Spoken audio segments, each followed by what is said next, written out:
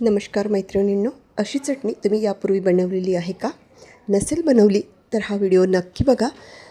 Wastage मटेरियलपासून जे तुम्ही बाहेर टाकून देतात त्यापासून आज आपण चटणी बनविणार आहोत. तर त्यासाठी आपण इथे 2 दोडके घेतलेले आहेत. हे दोडके स्वच्छ धुवून घ्यायचे. ह्या दोडक्यांची आपण चटणी करणार नाही आहोत, तर या दोडक्यांची आपण भाजी करणार आहोत. आणि दोडक्यांची भाजी करताना त्याचे जे आपण सालं काढतो ना, ते सालं जनरली आपण बाहेर फेकून देतो, परंतु या साल्यामध्ये सुद्धा भरपूर विटॅमिन्स असतात. तर असे हे सालं फेकून न देता आज आपण त्यापासून मस्त चमचमीत चटणी बनविणार आहोत. खायला तर अतिशय टेस्टी लागते. भाकरीसोबत खा, पोळीसोबत खा किंवा गरम भातावरती. पूड चटणी ज्याप्रमाणे आपण घेतो ना, अगदी तशी जरी घेतली ना तरी तो गरम गरम भात आणि दोडक्याच्या शिरांची चटणी खायला अतिशय अप्रतिम लागते. अगदी पारंपरिक पद्धत आहे. चला तर मग लगेच रेसिपीला सुरुवात करूया. तर सर्वात अगोदर आपण व्हिडिओमध्ये दिसत असल्याप्रमाणे सोलणीच्या साहाय्याने दोडके सोलून घ्यायचे, शिरा काढून घ्यायच्या आणि अगदी कोवळे दोडके वापरायचे. त्याच्या शिरा किंवा सालं जे असतात ना, ते अजिबात म्हणजे जठर नसतात, छान कोवळे असतात. त्याची चटणी छान होते. जर तुम्ही जठरवाले दोडके घेतले ना तर त्याचे सालंसुद्धा जठर असतात आणि त्याची चटणी खायला चांगली वाटत नाही. त्यामुळे चटणीसाठी म्हणा किंवा भाजीसाठी म्हणा, दोडके निवडताना कोवळे निवडून घ्यायचे. आणि हे बघा, इथे हे आपल्या दोनही दोडक्यांचे सालं काढून झालेले आहेत. आणि हे सालं आपण दोडके आधीच धुवून घेतलेले आहेत, त्यामुळे हे सालंसुद्धा धुतलेले आहेत. आता आपल्याला हे सालं धुवायची गरज नाही आहे. हे सालं आपण 2 तास फॅन खाली ठेवून द्यायचे, म्हणजे याचं जे मॉइश्चर आहे ना ते कमी होतं. तर आता इथे पहिल्यांदा आपण हे 2 तास फॅन खाली सुकवून घेऊ.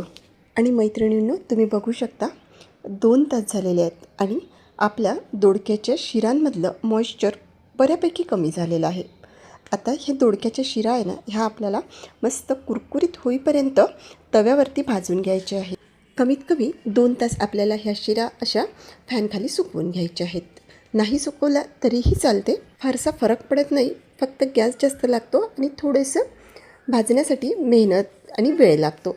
सर्वात अगोदर गॅसवरती तवा ठेवून घेतला आणि त्यावरती आता आपल्याला फक्त 2-3 थेंब तेल घालून घ्यायचं आहे. खूप जास्त तेल नाही घालायचं. हार्डली पोहे खायचा चमच्याने 1 चमचा भरून तेल घालून घ्यायचं आहे.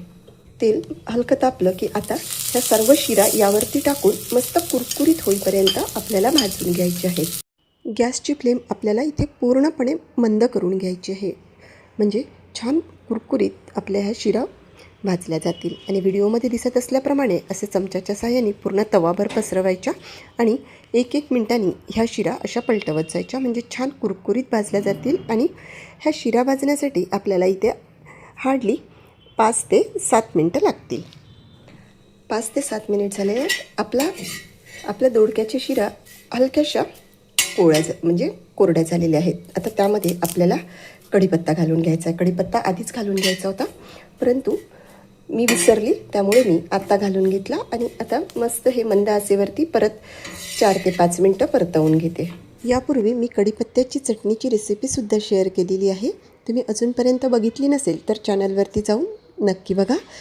कढीपत्त्याची चटणी तर अतिशय आरोग्यदायी असते आणि चवीला तर खूप छान लागते.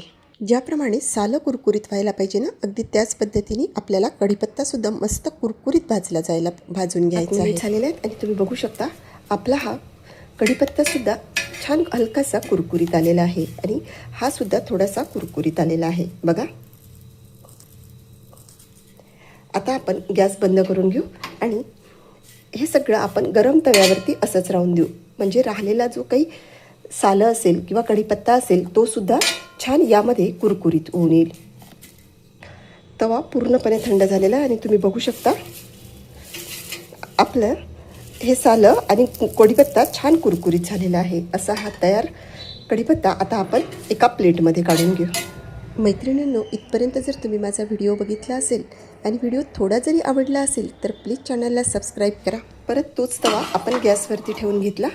तवा हलकासा गरम झालेला आहे. आता त्यामध्ये आपल्याला असे तीळ भाजून घ्यायचे आहे. अर्धी वाटी भरून तीळ घेतलेले आहेत आणि हे तीळ आता आपल्याला मंद आचेवरती खमंग सुगंध सुटेपर्यंत भाजून घ्यायची आहे. तीळ भाजताना लक्षात ठेवायचं, खूप जास्त नाही भाजायचे, नाहीतर त्याचा कडवटपणा चटणीमध्ये उतरतो. आणि हे बघा, इथे तीळ हलकेसे तडतडायला लागलेले आहेत.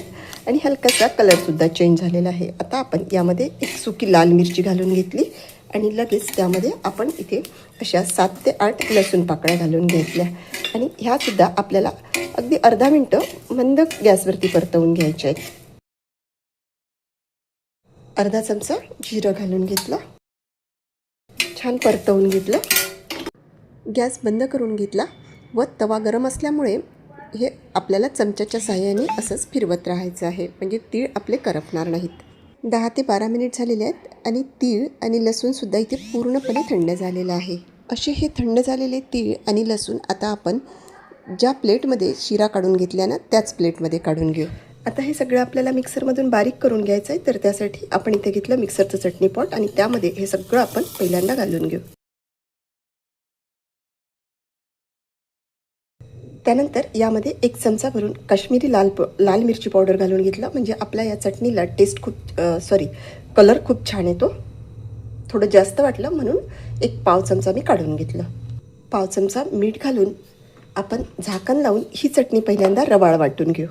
आणि हे बघा इथे ही आपली चटणी अर्धवट वाटून झालेली आहे. आता यामध्ये आपल्याला 1 पाव चमचा किंवा त्यापेक्षा थोडं जास्त आमचूर पावडर घालून घ्यायचं. आता माझ्याकडे आमचूर पावडर नसल्यामुळे मी अशा ज्या आपल्या कैरीच्या खुला असतात त्या घालून घेते आणि मिक्सरमधून बारीक करून घेते. आणि ह्या अशा पांढऱ्या शुभ्र खुला कशा बनवायच्या याचा व्हिडिओसुद्धा मी माझ्या चॅनलवरती अपलोड केलेला आहे. अजूनपर्यंत तुम्ही बघितला नसेल तर नक्की बघा.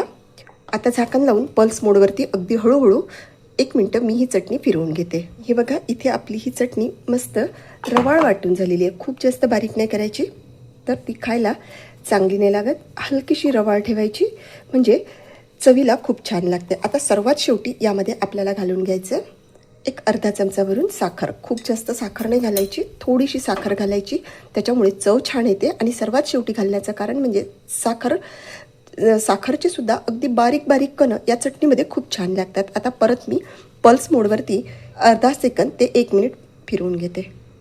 आणि हे बघा मस्त अशी आपली चटणी इथे वाटून झालेली आहे. आणि तुम्ही टेक्स्चर बघू शकता, खूप छान टेक्स्चर या चटणीचं आलेलं आहे. अशी ही तयार चटणी आता आपण एका प्लेटमध्ये काढून घेऊ.